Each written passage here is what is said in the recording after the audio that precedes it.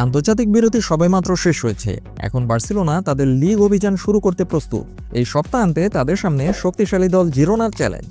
কিন্তু coach Hansi ফ্লিকের কপালে চিন্তার ভাঁজ, কারণ এই ম্যাচের আগে তার দল এক চরম ইনজুরি সংকটের মুখে। আন্তর্জাতিক বিরতির সময় আরও কিছু তারকা খেলোয়াড় ইনজুরির কবলে পড়েছেন, ফলে দলে অনুপস্থিতির তালিকা আরও দীর্ঘ হয়েছে। দানি ওলমো, রবার্ট লেভানডোভস্কি এবং ফেরান টোরেসের মতো গুরুত্বপূর্ণ খেলোয়াড়রা এখন ইনজুরির শিকার। আক্রমণভাগ এবং মিডফিল্ডে এই শূন্যতা পূরণের জন্য হ্যান্সি ফ্লিক একটি পুরনো ঠিকানাতেই হাত বাড়িয়েছেন, তা হলো বার্সেলোনার বিখ্যাত যুব একাডেমি লা মাসিয়া। ইনজুরির কারণে দলে সৃষ্ট শূন্যতা পূরণের জন্য হ্যান্সি ফ্লিক বাধ্য হয়েছেন প্রথম দলের অনুশীলনে এক ঝাঁক তরুণকে ডেকে নিতে। বার্সেলোনার সোশ্যাল মিডিয়ায় প্রকাশিত ছবি অনুসারে অন্তত 3 জন তরুণ এই সপ্তাহে প্রথম দলের সঙ্গে অনুশীলন করেছেন।